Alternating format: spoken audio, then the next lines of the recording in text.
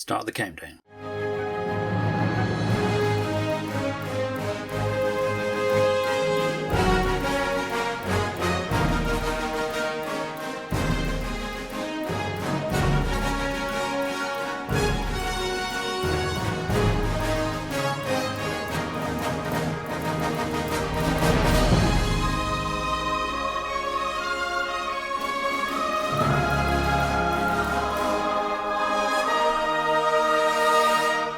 Welcome to Countdown to Superman, a new and why not podcast that's counting down to James Gunn's 2025 Superman movie, previously called Superman Legacy, currently called Superman. Who knows whether that'll change. I'm Wanda Detroit, and I'm joined by All-Star Superfan co-host Rob O'Connor. How the devils are? I'm very well, thanks. Honoured to be here. I was like racking my brains. What's another kind of like fake name? Oh, here's one. It's me, Bob Fences. Cheers for coming on for this first episode. Obviously, this one's going to be a bit of a catch-up on everything we know so far, and then as the episodes go forward, we'll look at other stuff as and when information comes out. So, yeah, obviously, Superman is coming back in a solo movie after, 12 years? We're as this episode comes out, we're a year away from it, so I thought that was a good marker. Obviously, we're recording it slightly earlier than that. That was a good marker to sort of get caught up and sort of just go on a fan's journey for a return to Superman. Because I'll freely admit, whilst I've grown to love Superman Returns, I was underwhelmed by it when I left the cinema. And I was underwhelmed by Man of Steel. I mean, I'm not going to go too deeply into that. There's whole and why not episodes on both those films. Sure. And I think, as a community, we've all talked Man of Steel to death. Yeah, that's for sure. on either side of the fence. I will say with Man of Steel, the ending did make me feel hopeful for a future Superman movie, which we never got. Sure, yeah, I would agree with that. So there's a certain trepidation to a new Superman, but I think, I don't know, the signs are good for this one. We'll get into our excitement levels sort of towards the end after we've had a discussion, but obviously, start with we've got the cast. So I must admit, I'm a bit more familiar with. So you've got David Corenswet as Superman, which I hadn't seen him in anything since then. I've seen Greatest Hits, a rom-com film on Netflix, which he was good in. Oh, interesting. And I've seen Pearl, which he's really good in. I've seen Pearl. He's not a massive part in Pearl, but he's really good in Pearl. And Pearl is a real. Here's our guy, ladies and gentlemen. As in, yeah. he's literally dressed like Clark Kent in a lot of it. Like, yeah. And he's got glasses and everything. You're like, oh, okay, fine. This is what they must have shown the executives, you know. And he's very charming, and he's very, you know, you can see on the surface what they must have been thinking when they cast him. You know, that kind of way. That's it. And unlike some other Supermen, he doesn't need his mustache CGI. You know. He's ready. He's ready to go. Less said about that. Yeah, no, I was having an hour about Pearl, and then I saw he was in it. I was like, yeah, that's another one to watch.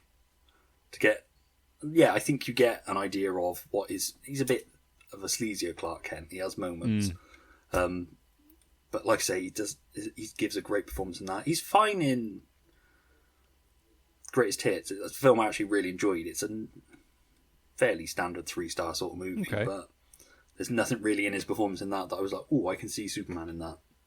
And I'm not saying you should look at, because I mean, with Brandon Routh, I hadn't seen anything he was in until I saw Superman Returns. Henry Cavill I'd not really seen in anything. I think I'd seen some of that. Is it The Immortals he was in? The Immortals, yeah. Somebody was watching the end of it on their break. I worked at HMV and I caught the end and I was like, okay, Superman, okay. Well, I've actually written down about David Corenswet that he has the look and the sort of presence of someone who probably would have been in a lot of like rom-coms back in the day. If they were still making lots of kind of big studio romantic comedies nowadays, he'd probably be in them, you know, that kind of way. Yeah, I mean, no disrespect to this, but he looks like he'd fit nicely into those Hallmark Christmas movies. Yeah, he does. The way Brandon Routh has gone, and Dean came before him, and numerous other Superman actors. I'm gonna be completely honest. When he was cast, I was kind of like, oh, it's another one of them. You know, that kind of way. Like he's very much in the mold of Brandon Routh, and maybe to a lesser extent Henry Cavill. Like he's a perfectly good-looking, affable, charming dude. And he's mostly unknown at this stage. He's been in bits and bobs that you might have seen, but he's not this household name. When they were doing the kind of cattle call for this version of Superman, I was like, okay, guys, let's completely change tack here and let's get a star for once. Like, how many times has a star played Batman now? You know, and I get that there's a mask and it's different and you're hiding the face a bit more, but like, I kind of went into this going, I'd love to see like a really A-list, you know, actor, like a Juilliard, like a proper Christopher Reeve style guy who's really going to just go method with it again. Because I feel like the last few we've had have all just been these likable chaps, you know, they're just like your sister's boyfriend types, you know. And I kind of feel like they've done that again. Now, since then, we've kind of learned that Jacob Elordi was offered the role. He would have been great. And there was rumours of Austin Butler being offered the role as well. And Jacob Elordi turned it down, where he said, no, that's way too dark.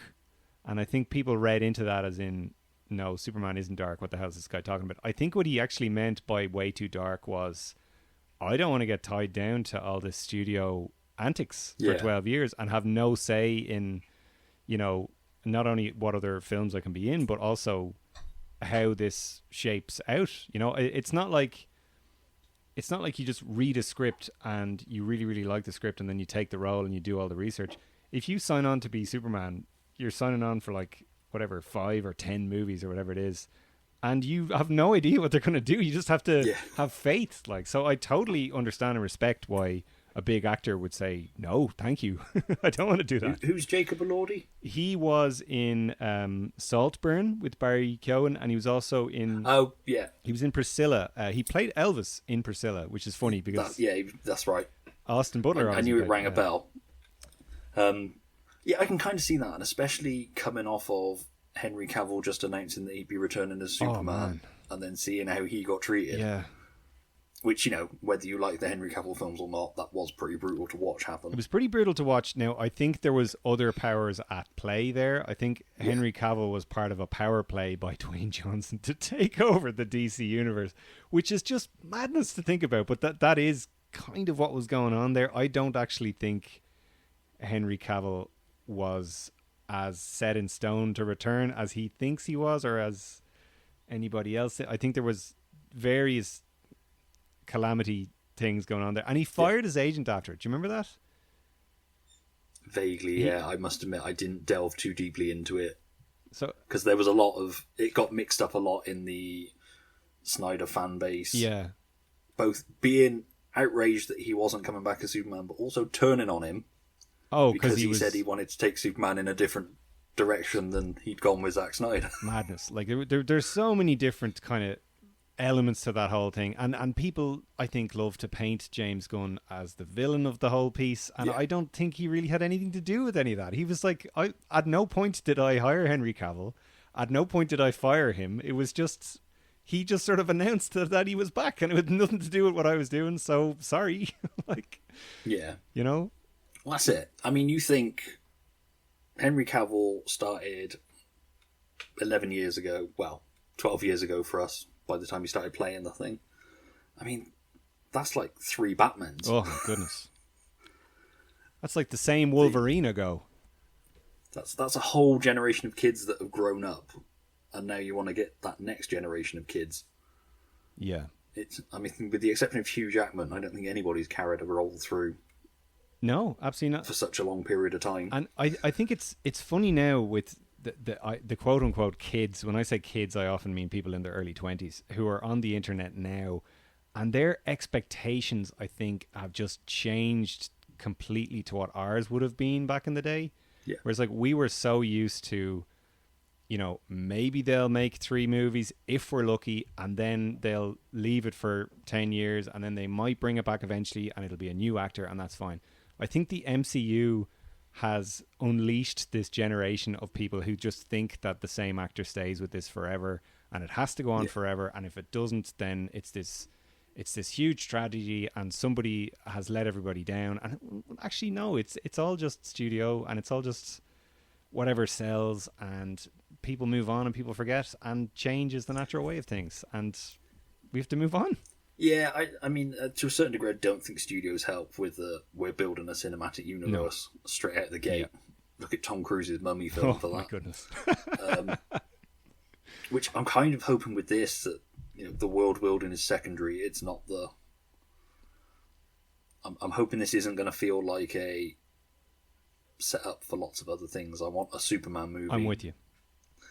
I mean, that's something to get into in a bit. And then... But yeah, so back to the cast. So you've got Rachel Brosnahan as Lois Lane, which I've not watched. Marvelous Mrs. Maisel, isn't it? Yeah, I've not watched that. I don't think I've seen her in anything or been aware of her in anything. I kind of, weirdly, while I watched a couple of things with David Corenswet in, I kind of don't want to see her in anything until after I've seen her as Lois Lane. Okay.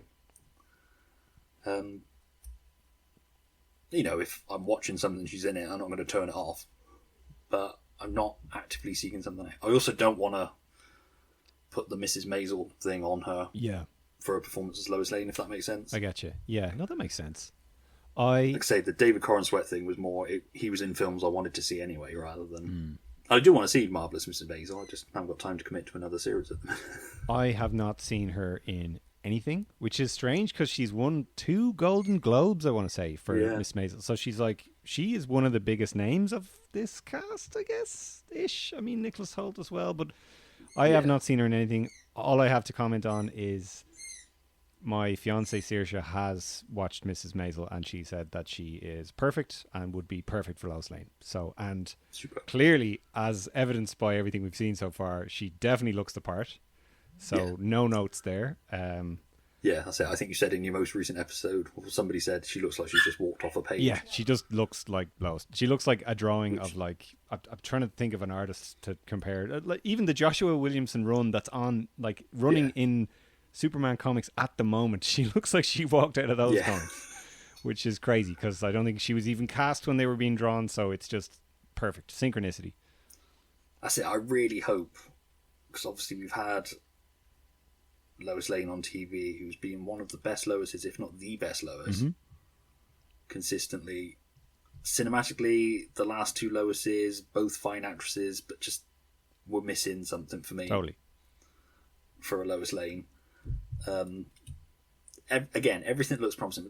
But whether you like James Gunn films or not, he's very good at picking a cast. Yeah. No, he is. Absolutely. To your point about Lois Lane's not being good in the movies as well, I think that's another casualty of franchise filmmaking as opposed to like the old way that they would make these movies, where Superman the movie, it was like, we need to find people who have incredible chemistry and cast them as Superman and Lois Lane, and that's how they did it. Then I think for Superman Returns and Man of Steel, it felt like it was just like, okay, we need to hire hot actors who agree to do these parts and then just cobble them together and hope for the best. And definitely with Man of Steel, it was like, okay, we have Amy Adams, who is now a big name. We need her, and then we'll just make the other guy work. It never felt like they came together naturally because they had the most chemistry. And I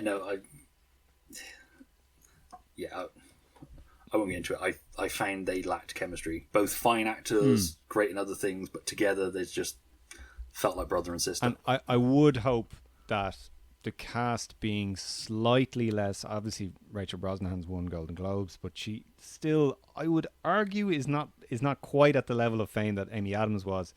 You'd like to think that maybe they put a bit more of a focus on that. And to your point about casting and James Gunn, Chris Pratt and Zoe Saldana had great chemistry in those movies. So you would hope that he's continuing at least that tradition in this, you know? Yeah, I think it's going to be... It's exciting to get somebody... Like I say, I think her biggest competition at the moment is Superman and Lois. Lois Lane. Yeah. I think she's put such a... She's so good. A bit like Terry Hatcher in the 90s. I think if we'd got the Nick Cage, Courtney Cox, Sandra Bullock, whoever, Lois Lane, there would have been an element of, but she's not Terry Hatcher. Yes, there would. Yeah, definitely. Bitsy Tulloch is so good. She's excellent. She's so good in the role. She is. When she was cast, I was like, really? Because I've watched Grimm, and I was like, she's good in Grimm, but I don't see anything Lois Lane about her. And then when I saw her performance, I was like, yeah, no. I don't know what I'm talking about. I remember they released... Not that I ever rallied against it. I didn't start a campaign or anything. They released that photo of her, like, with Superman in the fortress for the... I don't know, was it Crisis or one of the earlier ones or something like that? And she was wearing, like, this kind of... like sky blue gown, and she just literally looked like Margot Kidder had come back to life. Like, it was a gorgeous photo of the two of them, and they, again, to your point, like, they look like they had chemistry. Even in this still photograph, they look like they had more chemistry than Henry Cavill and Amy Adams. I love those two. They're so good. It's such a good show. I'm so glad it exists. It's a shame it's ending. As much as I'm like, 4's a good number for Superman, it is a shame it's ending. It is sure. But We'll save the villains. We'll go through the rest of the Daily Planet crew. So we've got Wendell Pierce as Perry White. Excellent. No notes. Excellent. We were watching The Wire around the time of that casting, and I was so excited to read that. I was like, this is great. If he and I don't like doing this because this is the wrong way to look at these things, but literally if they just took that character that he plays in that show and made him Perry White, that's job done. Perfect. Like, he's absolutely perfectly cast. I must admit, he's one that never occurred to me. No, me neither. I watched him in Suits, and he's an authoritative figure in that. Watched him in the Jack Ryan TV series. But when they cast him, I was like, that's genius. How did that never pop into my head? You're forgetting one of his most iconic roles, Hackers. Hackers? Am I forgetting? Have you ever done a Hackers episode? No. Oh, there, sign me up. We talked about Hackers in our Matrix episode. I've grown to really love Hackers. I gotta admit, I know what it is, but I just think it's great. I think it's exactly the movie it's trying to be, and he's great in it. He's like 35 in that movie as well. I know. He's so young. He looks like this 50-year-old man. But I'm loving that casting of Perry White. I think it's going to be great. And he's got a cigar. Cigars, like, I know. When's the last time you saw someone smoke in a superhero movie? I know. Crazy. Because again, my Perry White is still Lane Smith. Same. So I really hope they get that balance between the warmth of Lane Smith and a bit of a more realistic boss. Let's face it, Lane Smith was always very casual as a boss. He was just such a cuddly. Like, I need that story now, and then take the rest of the week off, Clark. But what I hope, and this is a serious fanboy wish list thing that's never going to happen, right? But Lane Smith's whole thing was that he was a Southern gentleman who loved Elvis Presley, right? Yeah. Wendell Pierce is also a Southern gentleman, and he's from Louisiana, and Fats Domino is from Louisiana. So I have Lane Smith's whole thing was great shades of Elvis. I want this Wendell Pierce Perry White to say Fats Domino's ghost. I just think that'd be so funny. It's right up James Gunn's alley to make this obscure reference to music as well, and Wendell Pierce specifically in real life is a Fats Domino fan. So it's perfect. It makes perfect sense to do. Nobody would get it except me, but I think it'd be incredible if they did that. I'd love that. That'd be a wonderful little nod. We should start a campaign. Yeah. James Gunn. Let's not make this weird reference. All we want is a Fats Domino reference. And for anyone who doesn't know, Perry White's original catchphrase is "Great Caesar's Ghost," and that was the thing that he used to say. And then they decided in the TV show that was too weird for a man from the South to be saying, and that they came up with "Great Shades of Elvis." So now I'm asking for Fats Domino's ghost. That'd be amazing. You got Skylar Gisondo as Jimmy Olsen. And he said Jimmy White. Yeah. Yes. Jimmy Olsen, again, looks perfect. I've only seen him in Licorice Pizza, I think. Which is a film I didn't really care for. Same. Yeah, beyond that. But he looks like Jimmy Olsen. He does. As much as you've got that cookie cutter Superman look of the Superman actors, we've definitely gone for that cookie cutter Jimmy Olsen look of the comics. I'm not always an advocate of the cookie cutter thing when it comes to casting. I like them to mix it up a bit and change the look of these characters. But I guess when you think about it as well, we've never had a Jimmy Olsen that looks right, really. No. So with that in mind, I guess that's fair enough. I did like him in Licorice Pizza. Nothing about his character really said Jimmy Olsen to me, but I could definitely see it. I think he was in other stuff when he was much younger as well. Like I think he was kind of a child actor.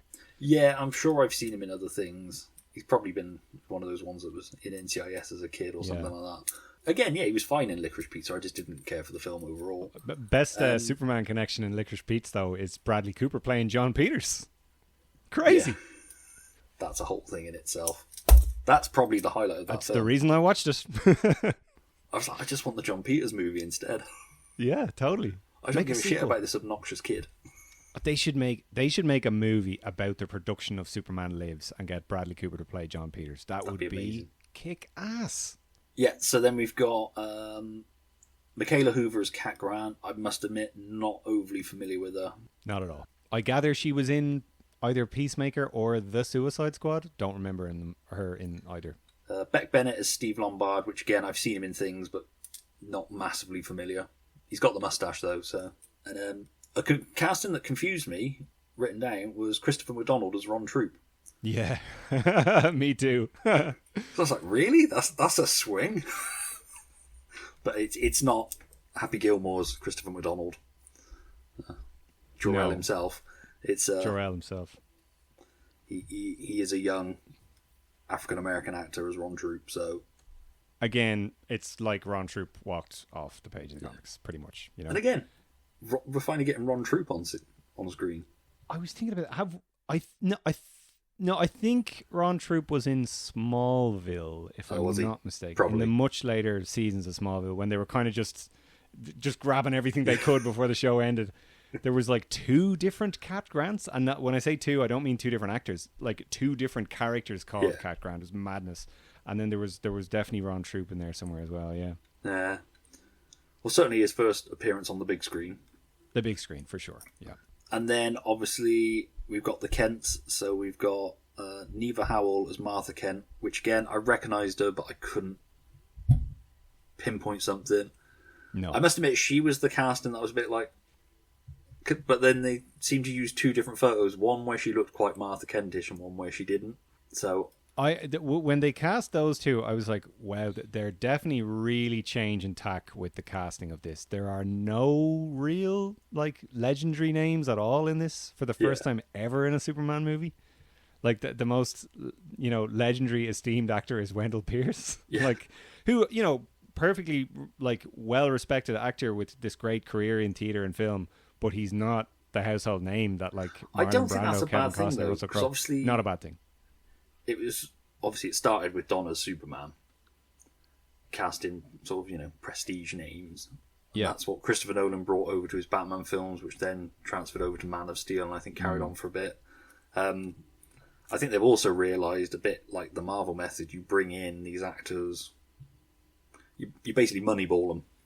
Yeah. Instead of getting top tier names, not an insult to any of these people, but yeah, and you just get great character actors. So like Pruitt Taylor as Jonathan Kent, which the first thing that popped in my head was like, oh, they're going for an Eddie Jones vibe. Ooh, I hadn't even thought of that. That's nice. Because I like Pruitt Taylor. This is an actor I have seen in lots of things. He's in Beautiful Girls. He's Stinky in Beautiful Girls. So it cracked me up. I was like, oh, you got Stinky from Beautiful Girls as Jonathan Kent in the new movie. And you've got Bobby Beamer from Grosse Pointe Blank as Lex Luthor in the TV series. In the TV show, yeah. It's crazy. It's like 2 of my favourite 90s movies. And yeah, he's just... Because, again, I've seen him in various roles. Villains, nice guys, sleazy guys that are there to be murdered, that sort of thing. Yeah. I think it's interesting. I'm hoping they keep the Kents alive. Yeah, I've a funny theory about that. I think... Well, no, not a theory. This is kind of what I would like them to do is maybe imply that Jonathan at least is dead for the whole movie, and they do those kind of lovely, touching flashback scenes to Clark's youth where he's getting advice off Jonathan, and you're kind of you expect him to be dead, and then at the end they reveal that actually no, they're both alive, and it's happily ever. I'd love them to like kind of subvert expectations a bit like that. Because James Gunn, I think he did indicate initially that this whole film and this story is based around Superman's relationship with his 2 fathers. and that it was going to be informed by James Gunn's relationship with his own father, who I believe, and forgive me if I'm mistaken here, but I believe his father has passed away. And this film is kind of a meditation. He did a very nice Instagram post talking about fathers and sons, and that's something that he brought into the script. And don't get me wrong, great way to do a Superman story, by all means, fantastic, but it does give me pause and makes me think, oh fuck, they're going to kill Jonathan Kent again. I mean, it's one of those things, I kind of understand it with a movie. Yes, 100%. It makes more sense with a TV show to keep the Kents alive than it does a movie. I 100% get that, just from efficiency of storytelling. You've only got to look at how the Christopher Reeve films went on, and they just, like, Perry White slowly dropped away, Lois Lane dropped away. Not even just efficiency of storytelling. I think it's also just, you need those dramatic beats in a movie to care about the characters. And when you have the bigger landscape of a TV show and the promise of more adventures, like it's easier to just buy into a character without those big, heavy, dramatic moments. Whereas in a movie, you need that. And, you know, if his dad dies, it's as cheap as it sounds, it gives you that buy-in of, oh God, this guy's been through something, I care about him now, you know? So it makes sense. I just wish I'd like them to change it up. Find another way to care about him, you know? And don't kill him in a tornado. Oh, God. I said it. That's one thing. That's an indefensible flaw of that film. Yeah. Indefensible. I've heard people try and defend it. And no, there's so many ways they could have done that better. Exactly. So many little ways they could have made that better, and they just didn't. Sorry. But interestingly, we haven't had a casting for Jor-El or Lara or any Kryptonians. Part of me's hoping that's going to be something that will come up in a later film, maybe. Yeah. I'd quite like to not be bogged down with the Kryptonian side of it for now. I agree. Yeah. I think that was something that a couple of Superman TV shows wisely did. Lois and Clark, very much so. Jor-El showed up, I think, twice in the entire series ever, and very much Smallville. Like, once. No, it was David Warner memorably in the first season, and then he shows up like one more time in the middle of the New Krypton arc. Oh yeah, and it's a different actor, but that's it. And then Smallville, like for the first season, nearly to the end of season 2, you didn't hear anything from Jor-El at all. And Superboy, same thing. He shows up like once at all, I think, in that, George Lazenby. And it's not even him. It's like an alien pretending to be. Anyway, so I think it's wise to kind of move away from the minutiae of some of the iconic existing movies in that regard. And definitely, I think between Russell Crowe, Marlon Brando, and the guy on the Superman and Lois show now, I'm definitely just about Kryptoned out. Yeah. I'd have no problem taking a break from all that stuff and just focusing on Superman in Metropolis with Lois Lane. What's it? I don't think we need it. We don't need an origin again, which is not what we're getting. And to your point about, I can't remember exactly what you were saying earlier on, that like your trepidation about another Superman reboot because we might not get a sequel. Yeah. Even if we don't get a sequel, this is giving us status quo Superman in his prime-ish, I think. Yeah. Like it's not an origin, but it's also not like Superman Returns where he's having to grapple with the weight of having been away for so long. This is just very much like we're landing in the world. Here he is. It's like the Batman, exactly. Yeah. Perfect approach to Batman. We've all seen the origin. We all know what it is. Let's get into an adventure. We don't need to see the Waynes die anymore. Oh my goodness gracious! Do we not need to see those Waynes die? I'm just about there with Krypton. I never need to see the Waynes die ever again. You know, I don't think there's any angles left we haven't seen the Waynes die from. So. Now, that being said, insofar as we probably won't see a lot of Krypton, I do think James Gunn would be absolutely out of his mind not to do the All-Star Superman origin. Yeah. I feel like that is almost a guaranteed thing we're going to see in this film. Like a very quick shot of Krypton about to explode, a very quick shot of the Kents opening the blankets and seeing the baby, very quick shot of Superman. We're in. I think that's how the movie's going to start. I was going to say, I wonder if that's going to be our opening credits. Not even opening credits. I'd say it'll be like 10. Although it's James Gunn, he does his music and he likes his songs, I'd say it will be the opening credits. You're right. That's what they'll do. It'll be like a 30-second montage. Yeah. I mean, I'm happy to be proved wrong. It's not a hill I'm going to die on, but... if it was me and I was the director, I'd do that in like 5 seconds. Yeah. 5 seconds flat. You hear the little flickering flames of Krypton about to explode. Bang, we're in Smallville. Bang, we're in Metropolis. Done. It'd be a good thing if they ever wanted to go the animated series route and do a Brainiac as the main villain in a second film. That's when you go back and do your Krypton origin. I'm so conflicted on that. On the one hand, I really like that idea in the animated series. On the other hand, it's yet another villain from Krypton. And I kind of feel like tying Brainiac to Krypton takes away a lot of the other stuff that he's famous for, like the Bob Yeah, I'll grant that as well. I mean... But I'd have as long as it's not Zod again. As long as it's not Zod again, my goodness gracious. I'd have no objection if they did do that. I just think, I'm not married to that idea. Yeah. All right then, and then speaking of Brainiac, let's move on to the Superman villains. So obviously the big one is Nicholas Hoult as Lex Luthor. The man that post Superman Returns, Bryan Singer said he wished he'd cast him as Superman instead of Brandon Routh. Yes, he did. He's such a dick, Bryan Singer. And he auditioned for Superman for this film and didn't get it. It's like the ultimate Lex Luthor origin story.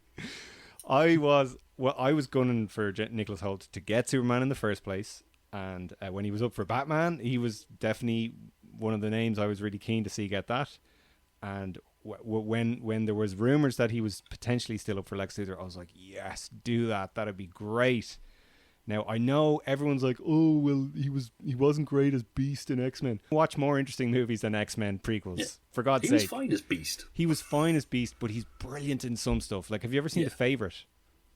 Yes. He's great in that, I think. He's just a snivelling, petulant prick, and it's like perfect Lex Luthor kind of stuff. He's great, because I've had that weird thing where he's an actor I've watched grow up from About a Boy. Yes. Which I saw in the cinema, to then he popped up in an episode of Keen Eddie, then he was in Skins. Yeah. Then he just started appearing in films, just bigger and bigger things, Jack the Giant Slayer, the X-Men films. Jack the Giant Slayer, my goodness. Did anybody in the world see that? Did you see that, Jack the Giant Slayer? I've seen it. I've never seen it. I can't tell you anything about it other than Nicholas Holt's in it and Bryan Singer directed it. I honestly can't remember anything else about it. I feel like I liked him in Renfield as well. I thought he was good in Renfield. Renfield's a bit of a mixed bag of a film, but that's still one I haven't seen. I really liked his, and he's great in Warm Bodies as well. So and let's face it, he can't be any worse than the last guy. Oh my god! Another thing again, not to keep shitting on it. but again though, it's like I've heard people try to defend it. I'm sorry, you cannot defend it. It was ill-advised. It was a waste of a really good actor. Everything about that was wrong. The look was wrong. Everything, just nothing about that performance or that characterization worked at all. I'm sorry. So, and I was on Anthony's podcast last week talking about Superboy, and he was like, "Rob, I remember you tweeted one time saying you'd take the basketball episode of Superboy season 1 with the worst Lex Luthor ever. You would take that over Jesse Eisenberg of Batman v Superman?" Yes, I would. In the cold light of day, 100% stand by that. I would absolutely. I'm in your camp on that, I've got to be honest. And God bless people who love that movie, because people do love it, but I'm sorry, I'm just not there. More power to him. I'm perfectly happy for him. Absolutely. And then just to round out the villains we know so far, with a previous Superman history, we've got Terrence Rosemore as Otis and Sarah Sampaio as Eve Tessmacher. Obviously, they've popped up in Supergirl. Obviously, the Donna movie. They were in. Oh, this is the characters rather than the actors. Yeah, the characters. Yeah, and there's an Otis in Superman and Lois as well, isn't there? Yes, there is. Yeah, but not Miss Tessmacher. They use they've gone for the Dr. Kelly. Gretchen Kelly. Yeah, Gretchen Kelly, who I had to correct. Not only Zach Moore, but a few other people mistakenly thought that she is only a Lois and Clark character. No, she's this really established character from the comics. But anyway. Yeah. Miss Tessmacher, on the other hand, is not. She's just from the movie. Curious choice, bringing that character back, I think, when they could have used Mercy Graves again, or Gretchen Kelly, or whoever. I'm, again, still cautiously optimistic. I do think it now is the time to step away from a lot of the minutiae of the the Reeve films, as much as I dearly love them, I think we're absolutely fine to move away from the aesthetic and some of the trappings of those films. But I mean, ultimately, Lex was always going to have a right-hand man, and he was probably going to have a Maul, for want of a better word. So, I mean, we're assuming they're connected to Lex. They might be something completely different. Come on.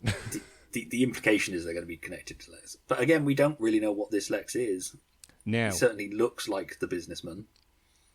Can I talk about set photos yet? We will get to those. Screw it. Let's do set. Well, the only reason we don't need to talk about all of them, but there have been set photos of Luthor Corp barrels. Yeah. Which I would always prefer LexCorp, but it's nice that they're throwing a Smallville reference in there, which is kind of fun. So there is definitely a Luthor Corp in this movie. And also one of the newspaper props, which are just so lovely. Like, they have these newspaper props with these photos of Superman doing super things, and then they have these actual written stories.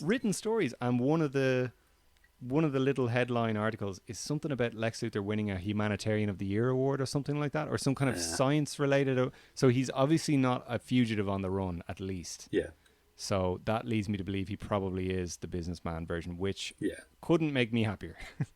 Yeah, no, 100% agree. If we get one more Luthor doing a land grab, I'm going to lose my shit. Fair enough, but also just generally, like, the mad scientist on the run and all that. Like, they've just done it so many times now. I love Gene Hackman's version. I feel like I'm the only one who does sometimes, but I love that version. I like the Kevin Spacey version. It was okay. And then they obviously did LexCorp in Batman v Superman, but it felt more like Edward Nigma running Nigma Tech than Lex Luthor, you know? So I've said before on other people's podcasts, I did a podcast, a Never Iron Anything episode all about the Byrne Man of Steel. And I've always said that the great thing about making Lex Luthor a well-regarded businessman is it's harder for Superman to beat him. Oh, totally. Physically, he could beat him. Eugene Hackman one, you can just drop him off in prison. This Lex Luthor, you can't. It's, you get lawyers up your ass. 100%. And the whole thing, Superman is a journalist. Who are the biggest enemies of journalism and the truth? Yeah. Billionaires. Yeah. It's just a more interesting, more timely way to do it. And having him just be this petulant, genius on the. I think there's incredible stuff you can do with that version of the character, but it does restrict you a little bit more. And the other great thing about making him a public figure is you can have him bounce off the other characters. Yeah. Me and Anthony were talking about old Superboy comics where Lex was always in reform school the whole time, and what that meant was you were never seeing him interact with Lana or the Kents or any of these other characters in Smallville. You only ever saw him interact with Superboy, which was a shame. Whereas in Smallville, the TV show, he's like this public figure and he's going around and he's got all these friendships and relationships with all the characters, and it's interesting seeing him bounce off them. And in Smallville, you want him to be a good guy. Yeah, and you're kind of hoping they're going to swing it. In the post-crisis comics, it's the same way. Like, being the head of LexCorp means he's out and about in the city, and he's got this past with Perry White. They used to be friends, and he was always trying to shag Lois Lane. That's interesting. And there's all this other stuff going on instead of just his relationship with Superman. So, just in terms of like the logistics of storytelling, it makes more sense to have him be that kind of a character, I think. Yeah, I am wondering with the casting of Nicholas Hoult whether they are going to tie him to Smallville, which I'm going to admit is something I've never liked. Yes, I agree with you, and I also think it's something they are going to do, but I think it would be a wise decision to do it because it's so different from anything they've done in the movies before now. And it does give you it's a movie. They need to have some kind of a personal angle in there to make you care about the characters in the space of 2 hours. That's a fine way to do it. Plus, Nicholas Hoult is young enough-ish that they can put an L wig on him and make him look 17. I definitely think they do. I just think they need to be very careful with how they do it. Like, don't do any. Like, as much as I love the TV show, and as fascinating as I think the comics are, don't fucking do Superboy, James Gunn, please. Don't do Clark Kent with Superboy in Smallville. That would just be That would be the thing that pushes the boat out too far for me. I've never liked the whole Superboy thing. I would say do it like Mark Waid Birthright. You've read Birthright, yeah? Yes. The way they do Lex and Smallville and that, I think is probably the most sensible way to do it. It's slightly more. It's different to the TV show. Like, he's the same age as Clark, and he's just this misfit at school, and he's doing all these experiments, but Clark gets drawn to him because he's different, and they have this friendship together. And then Lex, just feeling like everyone's against him, he ends up doing these mad, wacky experiments and involving kryptonite, and ends up losing his hair. And they just do it in a nice, sweet, sensible way, I think, that gives them this history, and you feel bad for Clark and you feel bad for Lex, but it isn't the kind of insanity of the Superboy version. Yeah. One other cast member, although they're not actually... There's rumours, but there's no evidence that she's in the film, is obviously Millie Alcock's been cast as Supergirl as well, which logic says there'll be some kind of nod to it, potentially. But, yeah, so... But I didn't want to go without acknowledging that casting, even though she's not officially been stated that she's in this film. I think people are just assuming that, again, because of the way Marvel's brought us up now on film, that we'll get a mid-credit sting or a post-credit sting that's, and this is my cousin. Yeah, I'm kind of hoping they do a Supergirl the movie and be like, she's off planet. Oh, yeah. Well, because they literally could do that, because that's the premise of the movie they're making with Supergirl. So just do a reverse Supergirl. All I have to say about that is, again, she really looks the part. I really feel sorry for that actress who was in The Flash, because I do. She was the best thing in that film. I wouldn't go that far, but she was certainly, you could tell that in a better film she'd do a fine job, you know, and it really meant a lot to her to get cast. She was not a cookie cutter casting, you know. She was, I think, I don't want to say exactly where she was from. She was of South American descent, and you know, they were, I think she was Argentinian actually, and you know, she was really, really emotional when she got cast. She certainly looked great in, you know. It's a real shame that all that happened, and I felt more sorry for her than I did for Henry Cavill, who is this established actor who's made millions of dollars in plenty of other films. Well, yeah, maybe not the best thing in the film, because, you know, that's also set in the bar quite low. She was the standout for me. Yeah, she was certainly the most pleasant surprise. Like, I think Michael Keaton was the best thing in the movie, to be honest. But like, she was definitely... My problem with the Michael Keaton thing was it could have been any Batman. Totally could have been any Batman. Yeah, but similarly, like, she was just as bland of a character. Like, there was nothing really there for that actress to work with. I mean, obviously we're not getting into The Flash, but I think that film was rewritten so many times that everything was just a shell of what it once was. Of course. Now, that's not to take anything away from Millie Alcock, who I'm sure will be great, and I'm just really excited that movie is being made, and I'm similarly excited that Matthew Vaughn isn't directing it, because I don't think he's the man for that film. You know, it's such an earnest, like, painfully kind of heart-rendering story that he's just too edgy and cynical. I really wouldn't... Yeah. He reminds me of the old guard too much. I don't think he's the guy for that. Yeah, no, that's fair. I mean, the Supergirl movie is a separate podcast. But yes, sorry. I think no. It's fine because it is all connected. And obviously, I'm aware that there are other cast members. Obviously, Nathan Fillion as Guy Gardner, which there was a leaked photo of that today. Yes, there was. His costume looks a little bit like they've gone for a mix of the Kyle Rayner's first costume and the Guy Gardner costume. I thought the exact same thing. There was a bunch of people giving out that it was white. There was too much white in it. I was like, guys, were you not around in the 90s for Kyle Rayner when he looked pretty much like this, except without a jacket? I loved that Kyle Rayner suit. I love that Kyle Rayner suit too. I love Kyle Rayner. I love Kyle Rayner. Kyle Rayner was what made me jump from the Superman comics to the Green Lantern comics. I will admit I've not read a lot of Kyle Rayner comics. I just know him from popping up in Justice League comics in the 90s, and there's always a sense in the back of my head when Hal Jordan shows up in Justice League, I'm like, it'd be nice if it was Kyle Rayner though. They've got to be honest. You know, they used Kyle Rayner in the Superman animated series. I think DC told them that they had to use Kyle Rayner. There was a little bit of that throughout the animated series. They were like, no, this is the thing now, you have to use that. That makes sense. And I don't know, was it you? Brand synergy. I don't know, was you or someone else told me that they had to fight to not have him have a mullet in that cartoon because of that. It wasn't me, but I have heard that. Yeah, I read it in Wizard magazine of all things, and I did ask someone who worked on the show at one point, and he wouldn't let us record it, but he did sort of indicate that yes, that was a battle that had to be fought. It doesn't surprise me. That's one of the things I really like about since James Gunn's taken over is at the end of the trailers, there's then an advert for the comics you can read. Absolutely lovely. Perfect. Great idea. It's like, why has nobody been doing that? No, yeah, of course. Like, and I'm really looking forward to this trailer just to see which 3 books they put up at the end and telling me to go to my local comic shop. All-Star Superman, Superman for All Seasons. Yeah, we know which 3 it's going to be. What's the third one? What would you say the third one is? It's probably going to be Birthright, isn't it? I don't know. Like, I mean, they probably want to distance themselves from an origin-centric story that way. I'd say it'll be like Superman, like an authority-based, or the authority-based story, or Superman versus the Elite, whatever that was. Versus the Elite. Yeah, I never read the comic that was based on, so. Yeah.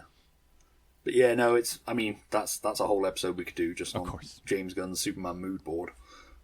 But, alright then, so moving off of the cast, obviously this film was Superman Legacy for the longest time. It's now changed to Superman. I was kind of disappointed because I always thought if there was one man that could pull off a film called The Adventures of Superman, it's James Gunn. Oh, that'd be a great title. I never thought of that. That's really cool.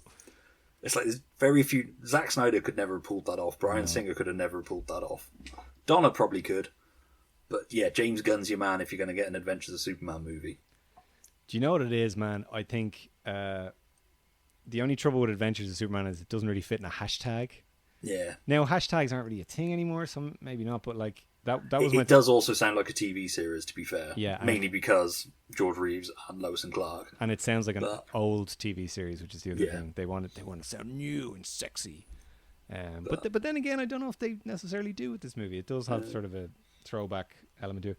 Yeah, I mean, we'll get into that with the set photos that have leaked. Yeah, I'm fine with Superman. I know everybody was like, we've already got a Superman, but that was technically Superman the movie, even though nobody calls it Superman the movie.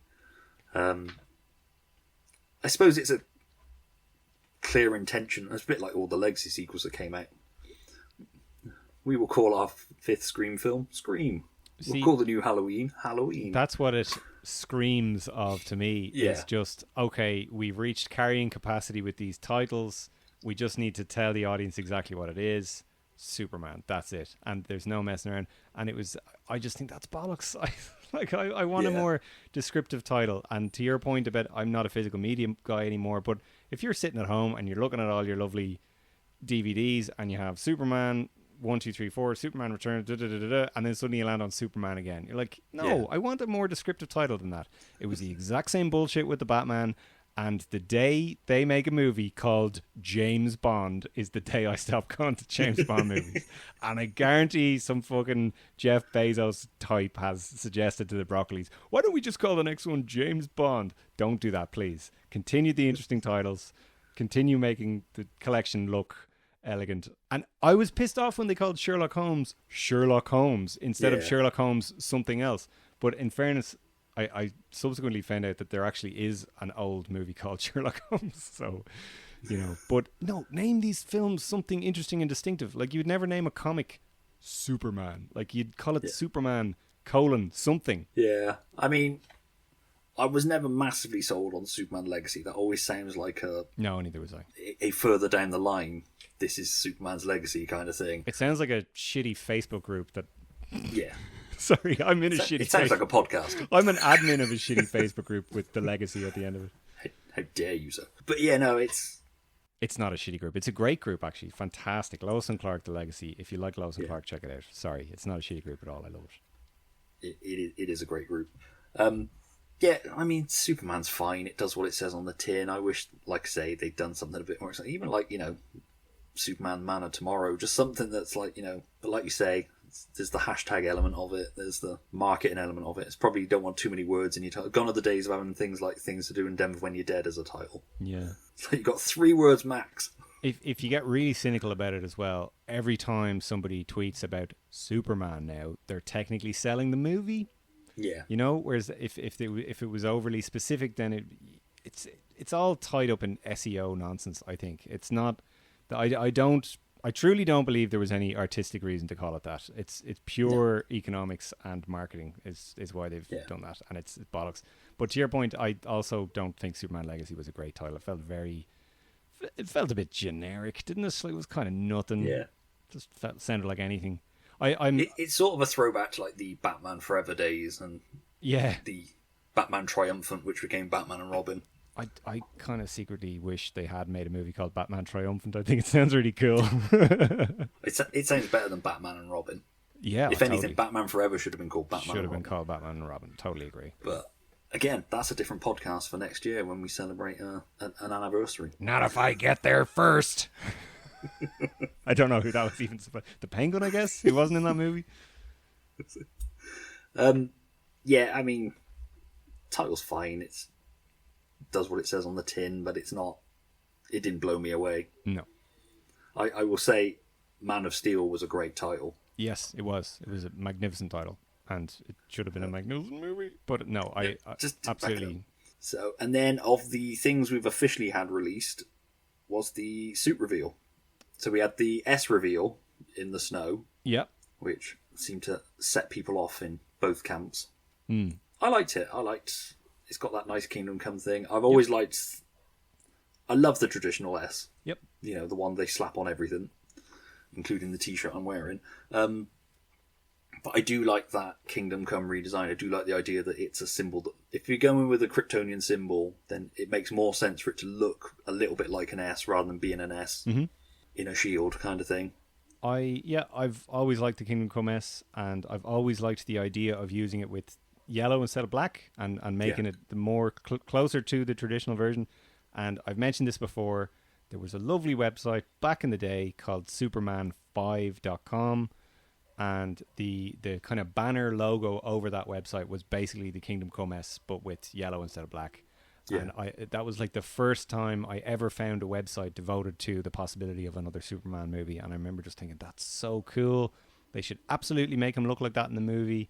That'd be amazing. And so seeing this weirdly made me nostalgic for that website. And for that alone, I'm just like, yeah, right on. Let's absolutely use that logo. No issue there. That's it. And then a little while after that, obviously, we got the suit reveal, which set the internet on fire. Yes. So, obviously, Brandon Routh, we got the suit reveal of him stood in the classic hands-on-hips hero pose. Terrible. Henry Cavill, we got the action-y pose. Which was him with great, his hand against the safe. Yep. Which, yeah, it was an awesome picture and really set then when you actually saw it in the film, like, I thought it was going to be something cool. And then with this one, they went completely the other way. I don't know if you ever watched the How It Should Have Ended Super Cafe cartoons they put up on YouTube. Back in the day, I would have. Yeah, I haven't watched any of the recent ones. They did one recently that was Costume Jitters, which is basically about Superman being nervous about revealing his costume. Hey, new suit, huh? Yeah. Getting ready for your big day, I see. You know it. Got my new symbol, my new suit, but I'm not totally sold on these shoulders yet. What do you think? You think they look too... Droopy? No. Pajama-like? No. AI generated? I was gonna say Guardians of the Galaxy, but thanks for the feedback. What's wrong with looking like Guardians? Nothing. I love the Guardians. I just want to make a good impression so people don't immediately jump on some hate wagon. Oh, people do love a hate wagon. And they make a point in that of, does it look a bit Guardians of the Galaxy? Which hadn't occurred to me until they said it in that. But it's kind of, yeah, it does look a bit like Star-Lord's jacket, I suppose. Yeah. But I quite liked that reveal photo. Yeah, I did too. It felt a little bit like they were trying to hide the trunks. They definitely were. It was different. It was. I think a lot of people read a bit more into it, like, oh, we're getting a broody, sad Superman. Mm-hmm. I've not overly dissected every finer detail of it. I picked up on the various different comic influences. Yeah. I think they were being very savvy with that photo. I think they absolutely intended for it to create a certain amount of confusion, disorientation, and kind of people going, wait a second, I thought they were doing this really hopeful, throwback type All-Star Superman thing. This looks nothing like that. This looks more along the lines of Snide, I can't see the trunks. Are the trunks there? I'm not sure. It generated controversy and it generated discussion. And I genuinely think if they had just released a lovely, happy, smiling photo of Superman in a much more traditional suit, a lot of people on Twitter would care, and a lot of people on Twitter would be like, yay, traditional Superman's back, and nobody else would. And I think by doing this, they've made a statement. They've made something that's purely it'd be a theirs. one-day story. Yeah, exactly. Exactly like, and God bless them for doing this, the Fleischer suit in Superman and Lois. Yeah. All the fans loved it, and it's incredible, and it's great. Nobody else really talked about it or cared about it in another way. Whereas this made a statement, and it got people talking, which unfortunately is a necessary evil for these things. This has to make so much money. It has to have everybody in the world talking about it. And guess what? Everybody in the world was talking about it. Compared to all these, the last handful of Marvel movies where nobody's really talked about them, and then they underwhelmed, Yeah. Whereas everybody had an opinion on this, about this influence or that influence, and this is wrong and this is right, and all this kind of stuff. Personally, it's too baggy, it's too padded, it's too baggy. Personally, I like the bagginess, right? I think it looks like All-Star Superman, the comic, and I do, because again, you've got that whole school of people that are like, ugh, tights again. Yeah, and like I'm so fed up of these like ultra molded, $100,000 thing. Like the Superman suit is supposed to look like his mother made it in Kansas. Like it's supposed to look a little bit wonky, shonky, ropey. Like it's. We'll get onto that in a minute, but yeah, I think they also knew that they were going to be getting set leak photos coming out. Of course they did. Yeah. Quite soon after this. Yeah. Yeah, definitely. So they were preempting that. They've done. They knew what they were shooting. They knew what photos were going to be going around after. So yeah. They've done similar with was it Man of Steel? There was definitely other stuff over the years where they're kind of like, oh fuck, there's about to be a bunch of these set photos. Let's show them a proper one first, and then they'll see. But ironically, the opposite has happened here, where they've showed us sort of a confusing looking one where you couldn't really quite make it out, and then all these set photos came out that are like clear as day. Like I say, I think they did that on purpose. I think they possibly. I think they knew people were going to be getting a clearer look of it, so put a slightly cryptic one out there. I really like what that picture implies though as well. It's like him pulling on the boots. He looks a little bit tired. It looks like he's at the end of a long day. And what I like about it though is, unlike the Snyder films, it looks down to earth. It looks like he's a guy. It looks like he's similar to the versions I like, Lois and Clark, Smallville to a lesser extent, Superman and Lois. He looks like a man who has to put on his boots just like you and I do. And I like that implication, and it really bodes well for how they're going to characterize him in the film. And the biggest problem I had with that image was the lavish looking loft apartment he was in. I was like, what reporter's salary is this guy on? Certainly not the same salaries I'm on. They're never going to top his Lois and Clark apartment. Yeah, at least that was like a ground floor dump, and he had to, And then finally, the question that comes with every suit reveal: Martha or Kryptonian, or a mixture of two. My head is telling me they're probably just going to do the Krypton again for the thousandth time. Mix of two, interesting. Yeah, I like that. I'd say, 100% the logo is going to be from Krypton. There's no doubt about that. I like card that definitely going to be that. This will be the clip that you're going to play now the weekend after the movie comes out. But my heart is just begging them to have Martha make it for fucking once, please. Just do it the way we all love, like, and that's not even a post-crisis thing. That goes back to like Silver Age. That goes back to George Lothar's 1940 prose novel. Like, it's not a new invention that she makes the suits out of the blankets, but it's like one of the most beautiful ideas about the whole thing. Please do that in the movie, And I feel like it must be something James Gunn is aware of. Like, I really hope this is the time that they do it. The thing that always bothered me about it being a Kryptonian suit is that it doesn't look like any other Kryptonian suit, with the exception of Man of Steel. Yeah. Where I believe my only thing with the Man of Steel thing is, you've seen My Adventures with Superman, haven't you? Yes. Lovely. Obviously, the gag in that is that he gets the suit's Kryptonian, and then Martha gives him the trunks to put on. I always thought in Exquisite. Man of Steel, I love that. I always thought in Man of Steel that Martha should have given him the cape, and then when you get that flashback of Jonathan seeing him as a boy with the red cape on, that would have made sense. I love that idea. That's a tribute to Jonathan Kent as well. Wow. So, when she says he did see you and he's got a cape. Because I don't remember, none of the other Kryptonians are walking around with a nice flowing red cape. You're right. So where did that come from? The cape specifically, yeah. No, you're right about that. Yeah, that's So if that really was a cool. Martha flourish, or be like Jonathan always knew you were going to grow up to be a hero, and then you could redeem Jonathan a little bit as well. I like the idea that Kevin Costner's Jonathan Kent he'd never sewed in his life, but he made that cape. He knew his son was going to be a hero one day. I gotta be completely honest, like as much stick as I throw at that film, I have kind of come around to the sort of conflicting psychology of Jonathan Kent in that movie, and I think I have the way they ended, where they end on that flashback where he's looking at his son and he's got the cape, he's got his hands on his hips and all that, and it's as if to imply, show don't tell. They're showing us that actually no, he does know what his destiny will be, and he wants the best for him, and he's maybe not entirely equipped to convey exactly how he should go about that, but he ultimately knows how important this child is going to be, and he wants to make sure that happens. And I think that that's one of the lovely flourishes of that film is that moment. And what you've just said there now is lovely. I'm going to keep thinking about that. That's a great idea. I bet that was an idea that they were going to go with, and then maybe they cut it because of time or something, or fell out of a draft or something. It just makes sense. He arrives at Martha, she sees him in the suit, and she's like, "Oh, I love that suit, but it needs this." And then it just would have brought that all together really nicely. Absolutely. And like I say, it doesn't have to eat up much time, but I quite like the idea that maybe there is a bit of a combination. I think the S is going to be Kryptonian. It's got to be that S.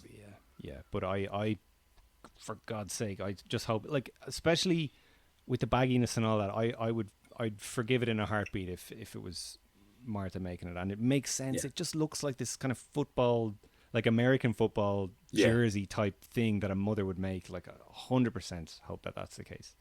That's it. Because there's also a lot of people now going, "Oh, I think he's got two suits in the film," because of the set photos. Which I did like Michael Bailey's. He put it out on Threads. Checks notes. It's the same suit.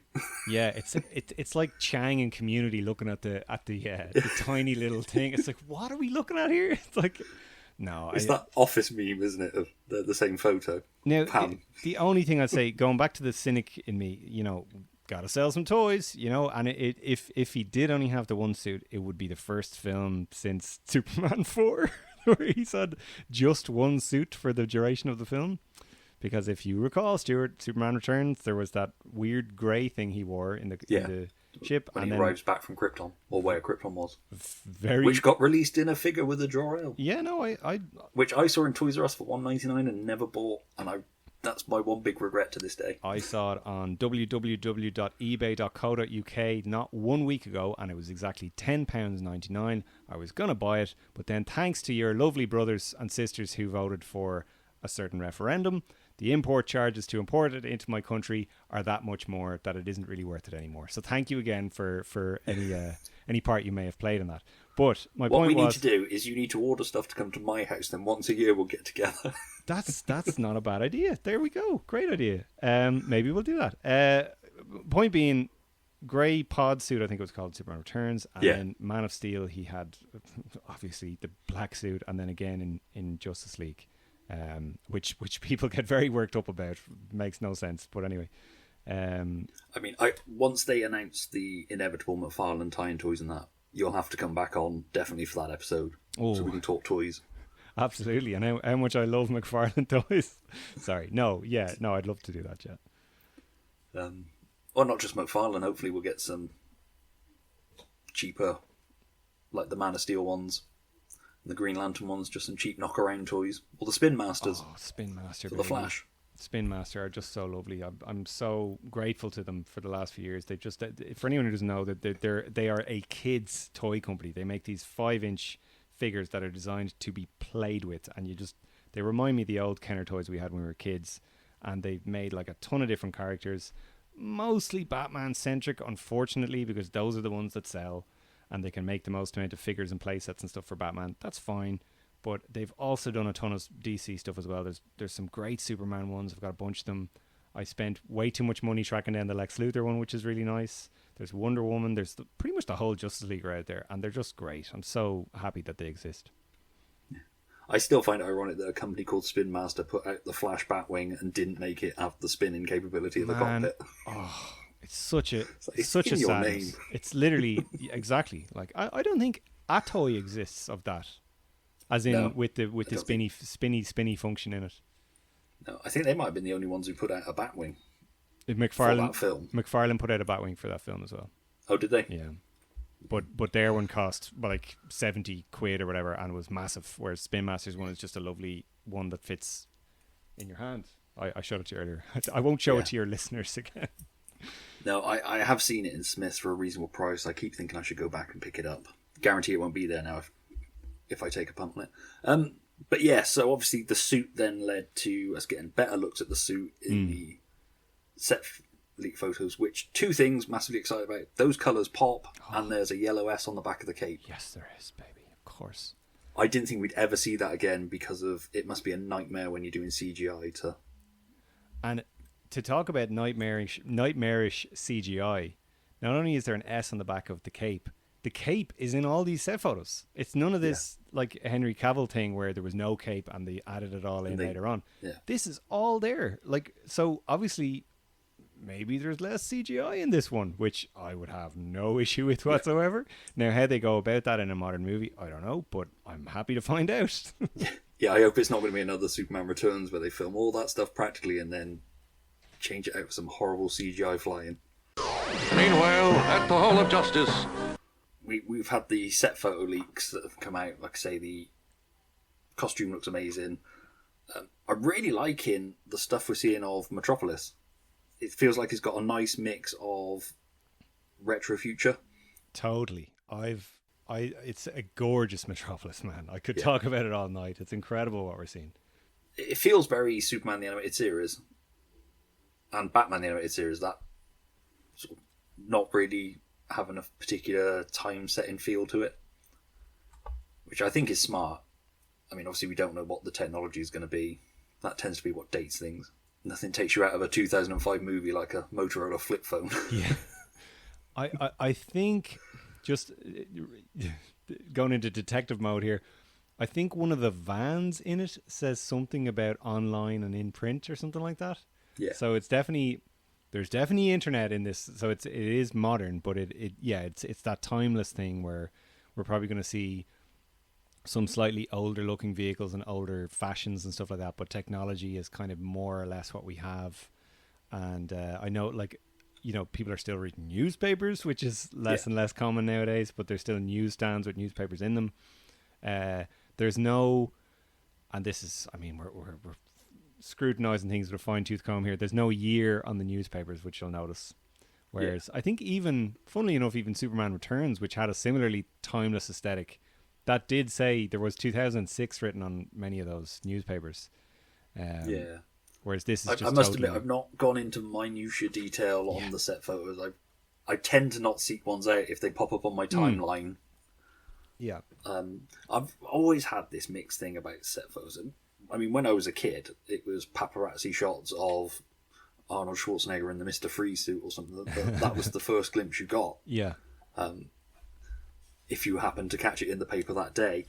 But I think, like I say, I mean, James Gunn's come out and said about he knew there was going to be photos leak from this bit of filming. I think he, with that in mind, deliberately picked what was going to be filmed and knowing that it was going to get photographed. He put in a Instagram post or a tweet or whatever he sent out in response to somebody that he never would have filmed anything that was spoilers outside because he knew it would have got spoiled. So he's actually said this, has he? Yeah. Okay, wow. Something I saw today. See, that was exactly what I suspected. I was like, I bet they've done all the top secret stuff already, and this is all very safe stuff that's just going to sell the movie, and they're doing it in such a way where they know, they actually know and are almost encouraging people to take photos because this is just nice, happy colour that is going to sell the movie, and there's nothing too precise that's going to spoil anything, which is fine. I mean, it wouldn't surprise me if they've got certain people there that don't necessarily need to be there just because they know there's going to be set leak photos. 100%. I strongly suspect that they're actually doing this because they did that on Batman. They did that with Barry Keoghan. They dressed Barry Keoghan up as a police officer to throw people off the scent that he was actually the Joker. And I think they also, if I'm remembering correctly, in that film there's a bit where Bruce sees someone at the commissioner's funeral, and he pulls her aside thinking it's Catwoman, but it's actually just a random woman. But on the day of that shoot, they actually had Zoe Kravitz there in that costume to throw off the audience in the film, which is like brilliant. Like, it's real, next level filmmaking. But I hope they're doing that here and now too. they can't slip stuff into trailers with fear of being sued. That, but I mean, I loved seeing the set stuff. I really like the Daily Planet. That Daily Planet building reminded me of both Lois and Clark and Superman Returns. Yeah, definitely Superman Returns, and the Smallville one kind of as well. Yeah, it's the globe above the door, whether that globe's actually there or whether that was being hoisted up higher. But that globe above the door just screamed Lois and Clark to me. And it's just so lovely that they're putting all this effort into these practical sets. Like, practical things, where there's so many of these comic book movies now where it's just all screens and it's all stuff that they threw in later on. This is all being built. Like, it's all there. And you can just walk up to it in Cleveland and take photos. Like, they're not even stopping people, which is lovely. When you look at, like, Ms. Marvel, not Miss Marvel, the Marvels. Yeah. Where so much of that you could tell was shot on the volume. It's like, we'll project a background in, just put a couple of styrofoam rocks there. Ooh, we're on the moon or whatever. Just to actually go into that effort. I mean, there's pictures of History of Metropolis boards. Oh, wow. And there was a slightly, I don't want to say irksome, but there was a thing there about the Hobbs Bay riots being caused by the sudden influx of Irish immigrants. And I was like, hey, don't bring me into this, James Gunn. You know what you people did. It was like, are they really going to specify which race of immigrants caused these well, I mean, maybe, but like, I really hope we get a Bibbo if we're down in Hobbs Bay. Oh man. And like, to be fair, it wouldn't be the first time we've had Bibbo, but I'd love to see them do Bibbo like properly and not just and actually name him. Yeah. I think, I know Jack Larson played him in Superman Returns, but they changed it to just Bo the bartender, almost like they didn't want to pay someone who created him or something. That's it. And allegedly the bartender in Man of Steel is Bibbo as well. But neither of them are Bibbo that we know and love. The closest thing, literally the closest thing to Bibbo, the version from the comics that we know and love, is in Lois and Clark in the Wanda Detroit episodes, where he is in fact called Bibbo. It is the ace of clubs, and he's a lovable barman. Like, that's kind of it. That's it. When that actor, who's been in loads of things, but when he popped up as a series regular on ER, I was like, oh cool, Bibbo's working in the hospital now. Love it. But and like we said, we got to see, admittedly, sort of from the side and at an angle, Nathan Fillion as Guy Gardner. Yeah. Which I think they're holding that back for giving us the full bowl cut and everything. We got to see Mr. Terrific, which looked great. Yep. But I think it was you that said it on the All-Star Superfan episode that just came out today as we're recording, that, it's very difficult to mess that character up. I think they all look good. I'm interested. It was good to see the pictures of Perry, like you say, with the cigar, and Lois, and the sort of shot of Lex Luthor. Yep. But yeah, and I think the important ones are the shots of David Corn Sweat as Superman. And he looks good. He looks right. He does. Like I say, that suit pops. The colours. I've not seen a red that vibrant in a Superman film for a long time. How do you feel about this argument from certain factions, and not just like the heavy Snyder contingent, but there are people that feel like it looks too silly and too goofy and too kind of, excuse me, my colleague Zach Moore has likened it to something you'd see at a theme park, like Six Flags. Yeah, maybe. I don't know. I mean, for one, we're seeing photos taken on camera phones. Yeah. Cameras. It's not through the filter of the film. I kind of want my Superman movie to feel like a live-action cartoon. Yes. Yeah, I agree. Not in a dumbed-down way. I want it to feel like a comic book. Yes, so do I. That was the thing. Love or hate Joel Schumacher, his goal with his Batman movies was to make them feel like a comic book. Yep. I agree. And you can't deny that man leaned into colour. Yeah, I think, excuse me, that there's been this kind of aesthetic now for probably nearly 20 years that everything kind of has to be streamlined and grounded and kind of badass looking, and nothing can really be whimsical anymore or kind of colorful or a little bit silly. And I think we need to get back to that, actually. You know, these we need to the be... whimsy of Superman the movie. Yeah, whimsy of Superman the movie, but also the whimsy of like a Silver Age comic or All-Star Superman or, you know, I'm trying to think of other examples. Like all these comic books for kids that have been out over the years. It's like we need to kind of get back to that aesthetic a little bit. Yeah. And this is not supposed to just be, you know, Superman by way of the MCU. This has to be its own thing, kind of, you know, and it has to set up its own thing. And I am totally on board. Nothing makes my blood run colder and grounded in reality. It's like, just because it worked for the Nolan things, we don't need to apply that to every single comic book. And this film's called Superman. It doesn't need to be grounded. No, but like not even grounded in reality, but that kind of MCU sort of heightened reality where it sort of looks adjacent to reality, even though it's still a cartoon. You know, it's like, no, we need to go even further than that. Like DC, unlike Marvel, which always had a toe dipped in the real world, DC was never that. It was always this fantastical, mythical, like topsy-turvy, wacky world. Like, and it was wacky. That was a world, the way you could describe older comics, even comics in the 80s and 90s, you could describe them as wacky. Now that doesn't mean silly. Well, it does mean silly, but silly in a good way, you know. Yeah. Whereas, there's good silly, there's good, and you know that is what I want from my Superman film. Let's face it, not to get political, but we're potentially moving into a very dark end of the year. Yes, we kind of need this beacon of hope that is a Superman movie. For something to look forward to. I agree. Much like the Christopher Reeve movie was very much a reaction to the 70s and the turmoil of that. This is what we need now. We need a film that's kind of like, remember when movies were fun? Yep. But fun, but not like throwaway either. You know, I want this to stay with me. I don't want to go and see it and then forget about it the next day.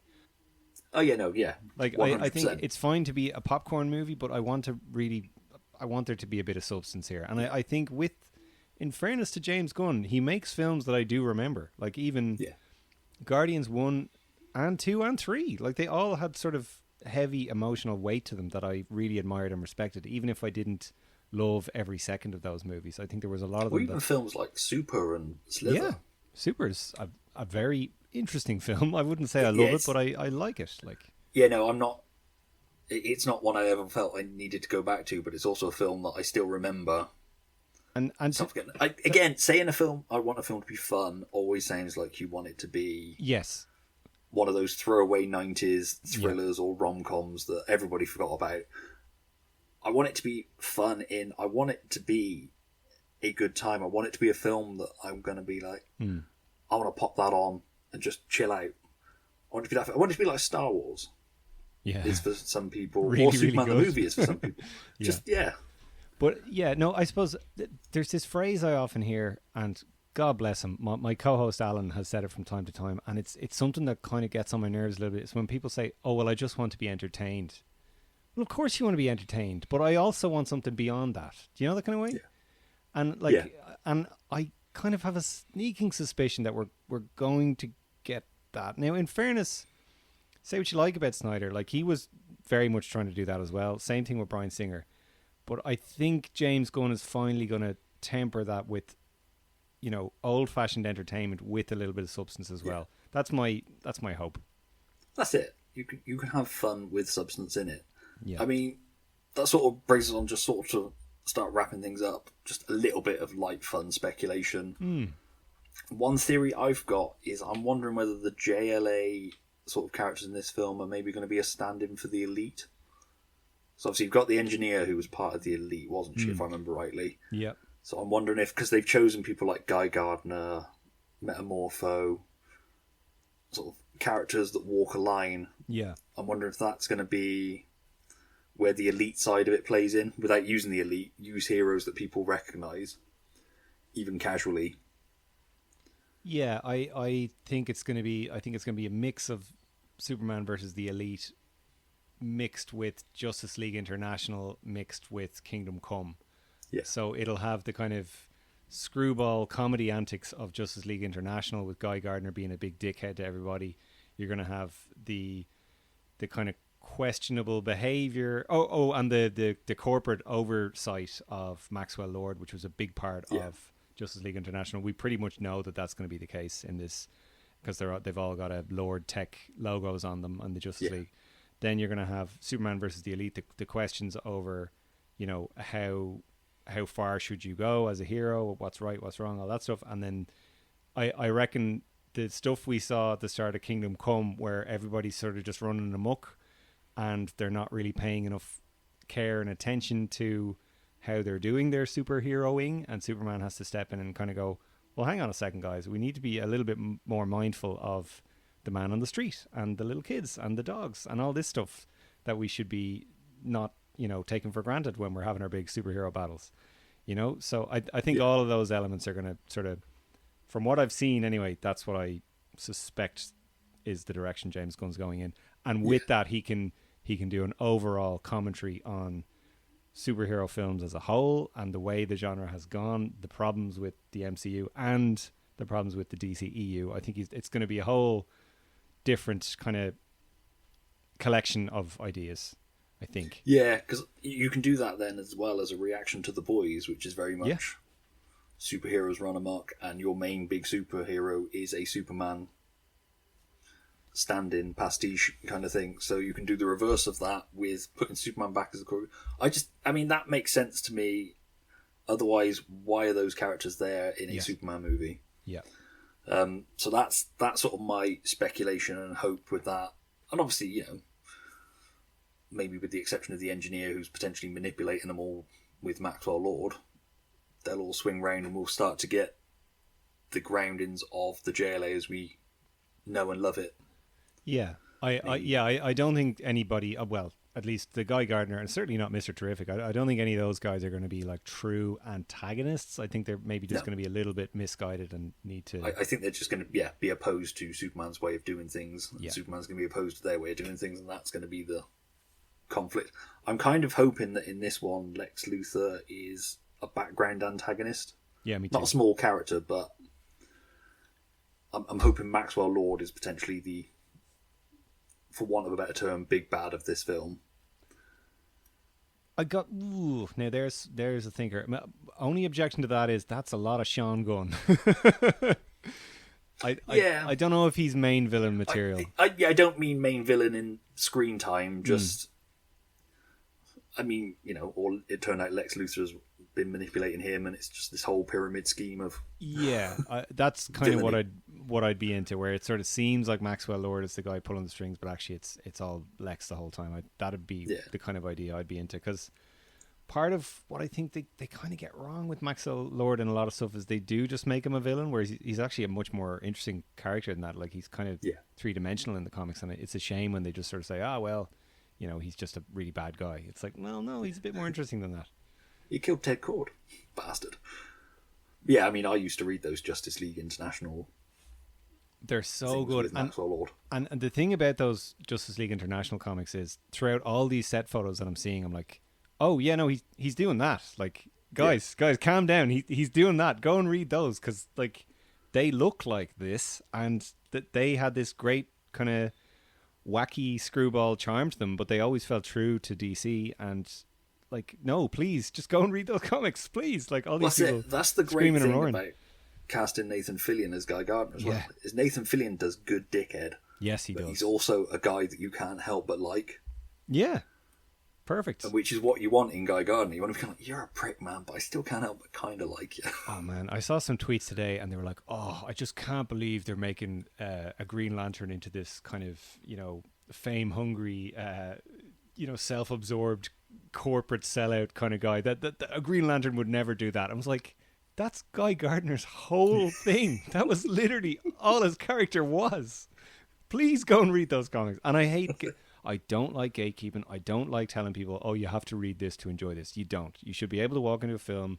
But if you're gonna complain about a set photo, that's it. If you're gonna have a misinformed complaint, yeah.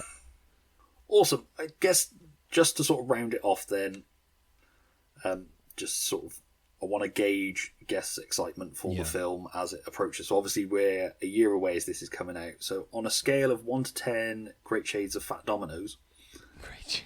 where are you with the film at the minute? I see. I'm being so cautious with this one because Superman Returns, I would have said 10 out of 10. Man of Steel, I would have said probably 15 out of 10. Like, I was so utterly convinced that that was going to be this game-changing masterpiece that was going to change everybody's minds about Superman. So this time, I'm just really measuring my expectations a little bit. So I'm not even going to say 8. I'm going to say 7. I was going to say I'm around a 7. Yeah. Again, Superman Returns, massively excited for. My feelings on the film have changed over the years, but like I said earlier, I left that screening feeling quite disappointed that I'd waited this long for Superman to return to the screen, and that was it. Like I say, with time and reviewing the film, Man of Steel, I wasn't excited for. I felt a bit put out for Brandon Routh because I'd grown to love him by that point. Yeah. So I had that against it. I didn't really like what they were saying, and then so I put me around a 5 on that one. And then I saw the Comic-Con panel where Henry Cavill and Zack Snyder said all the right things, and that put me up to a 9. And then I watched the film, and like I say, with the exception of the end that seemed like it was going to set up something great to come, which never came, I was disappointed. So yeah, I'm putting myself around a 7 at the minute. I am really excited for this because I can't help but not be. I'm a Superman fan. I'm always going to be above the 5, I think. And there's all the messages are coming out, and I think James Gunn's the right guy for this. Yeah. The only thing I'd add as well is I think I think a combination of things. First of all, the whole movie industry is in a bit of a state of flux right now as well. Like, nothing is really guaranteed, and you have to make a film in such a way that you can guarantee that it makes so much money in the opening weekend, because there won't be any of the kind of back end that you used to get off home media and all this sort of stuff. So that really limits the kind of story they can even tell nowadays. Yeah. And then if it doesn't do well, there won't be sequels. There's all this just, all this stress that comes with movies now that wasn't there before. And I also just think Superman is such a loaded character. Like, people always say this thing about modern mythology. I personally don't really like that descriptor, because these are things that are owned by, this is intellectual property that's owned by corporations. Which it feels wrong to describe that as mythology. I would often attribute it to modern religion, because everybody, it's owned by this huge, wealthy, evil organization. Sorry. And it's also, everybody has their own ideas about what it should be, and we're never going to please everybody. And what that leads to is fights and factions and, people splitting apart over what it should and shouldn't be. So there's just so much baggage to it that I don't think they're ever going to make a film that pleases everybody, is what I'm trying to get at. Well, no, because I'm at that age now. Yes. And again, I think you said it on your episode, where I'm not going to see my Superman now. No. It's highly unlikely. The closest I got to seeing my Superman was the Ruby Spears cartoon and the Lois and Clark TV series. Correct. There have been other versions of Superman that I've liked. There have been other versions of Superman that I've not cared for, but then other people have gravitated to that as their Superman, and that is awesome. As long as everybody's got a Superman. I just want a movie that is a Superman movie that is going to do for Superman what the Batman films did for Batman. I would be surprised and delighted if we even got that, but I think... I don't think we will get that, because it'd just be nice just once for them to be like, we're releasing a new wave of figures and there's not a Batman in it, because they're all Superman related. I think quality-wise we possibly could get that, but I think box office and cultural impact-wise we're never getting anywhere close near Batman. I don't think. I think it's impossible. But I think you could definitely get a film that's as good for Superman as at least the Batman was for Batman. That's exactly and you should never use Batman films as a template, because it's a totally different style and tone. Yeah. But like, in terms of a film that's just launches you into the world, like makes you care about the world, makes the world feel lived in, and makes you care about all the characters without having to do all the origin stuff again, and it's just like this perfect snapshot adventure that lives on its own and possibly doesn't even need a sequel. That's exactly what I'd love for Superman. I'd love to just go and see this one and done filmmaker's vision Superman adventure type thing, like the Batman was, and I'd be so delighted if we got that. And I'd love from what we're seeing, I'm cautiously optimistic. I'd love a movie that stands on its own, that doesn't feel like it needs to be setting up the future as well. I mean, if we can get icing on the cake of sequels, awesome, but I just want a really good Superman movie. I want to feel like a kid again in the cinema. Oh man, But awesome. Cheers for doing this. Obviously, this is coming out on the 11th, so you've just had your Metallo episode come out of All-Star Superfan, which was a great episode. Thank you very much. Zach's always a good guest as well.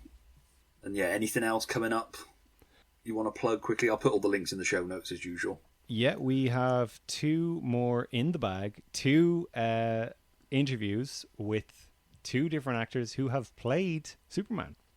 So they are coming down the tracks. I'm not going to say who they are yet. I know one. One of whom is very near and dear to my heart specifically. So you can check that out. And then we've also recorded an episode with Matt Truex on the Broadway musical. Amazing. So we went. He's the perfect guest for that. Perfect guest for that. I was thinking, who do we know that's really into musicals? Matt, perfect. We covered the, as best we can, because we didn't actually see the musical. We covered the 1966 one. We had a very spirited discussion about the ultra terrible 1975 TV special, which you can watch in full on YouTube, and I wholly recommend that everybody does. And then we talked about some of the revivals, and that was actually some of the most interesting part of it. Was there was a couple of revivals of the show, and there was a couple of really, really interesting ones where they changed the original story completely, and they made their own thing, and it was much closer to Superman basically, and it really, really strong, kind of well-made stuff. So that was so much fun. I can't say for sure when that's going to come out, because I think one of the interviews that we're doing is time sensitive, so I'll have to put that out first. But keep an eye out for all those. They're great, great episodes. And by the way, you've been on 2 episodes of our show. We loved having you back on, and we're definitely going to have you back on soon. And I was delighted to do this tonight. It's always a pleasure. Thank you for doing this. Thank you for helping me launch this little rundown mini-series kind of thing. And I mean, like I say, when they announce the merch, I will give you a call. Excellent. But who knows what we'll get next for another episode. But thank you for doing this, and thank you to everybody who listened. You can find us on the socials in the And Why Not thing. I'll put all the links in the show notes. But that's everything you need to know for now. Thank you for listening. And thanks again, Rob. Thank you.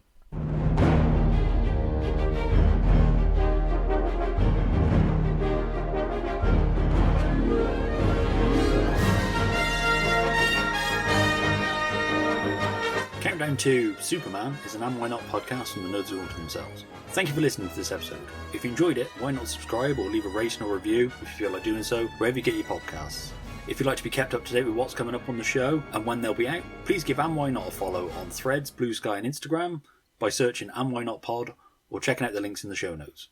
You can also join the And Why Not group on Facebook. If you'd like to share your thoughts on any aspects that we've discussed in this episode, please send an email or a voice clip to hauntednerds@gmail.com and I'll include them in a future episode.